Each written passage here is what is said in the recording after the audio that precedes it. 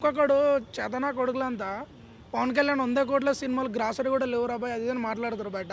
500 కోట్లు పక్కా అన్న. Bro OG pre release business సుమారు 169 crores జరిగింది కదా. ఎక్స్పెక్టేషన్స్ అసలు ఎందుకు పెరిగాయి అంతలా? నేను కూడా న్యూస్ చూస్తూనే ఉన్నా, ఫాలో అవుతున్నా పవన్ కళ్యాణ్ మూవీస్ అన్నీ. 169 crores అన్న మామూలు విషయం కాదు. RRR నెక్స్ట్ పుష్ప తర్వాత రికార్డు తెలుసా ఇది? అంత బిజినెస్ జరగడం. ఒక్కొక్కడు చేతనా కొడుకులంతా పవన్ కళ్యాణ్ 100 కోట్ల సినిమాలు గ్రాసరీ కూడా లేవురా బాయ్ అది అని మాట్లాడుతారు బయట.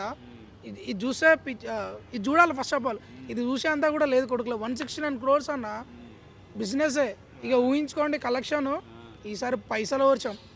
అక్కడ ఉంది సూపర్ మ్యాన్ మా పవన్ కళ్యాణ్ అన్న. పాలిటిషియన్స్కి సినిమా ఇండస్ట్రీకి సూపర్ మ్యాన్, ఎవ్వడు ఆపలేడు. సినిమా మాత్రం ఒక రేంజ్లో హిట్ అవుతుంది. బిజినెస్ చాలా ఎక్స్పెక్టేషన్స్ ఉన్నాయి కాబట్టి ఆ రేంజ్ బిజినెస్ జరిగింది. మరి ఓవరాల్ గ్రాస్ ఎంత వస్తుంది అనుకుంటున్నావు? అన్న నాకు తెలిసి కంపల్సరీ ఒక 500 కోట్ల నుంచి 600 కోట్లు వచ్చే అవకాశం ఉందన్న కంపల్సరీ. మరి ఏతులు కూడా అయిపోద్దు.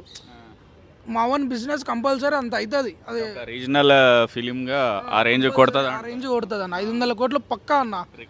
రికార్డ్స్ కొడుతుంది. ఓన్లీ ఇండస్ట్రీ హీరో కాదు, యూనివర్సల్ హీరో కూడా అవుతాడు మా వాడు. సూపర్ మ్యాన్ అంటే సూపర్ మ్యాన్, ఆయన తర్వాత ఆయనే.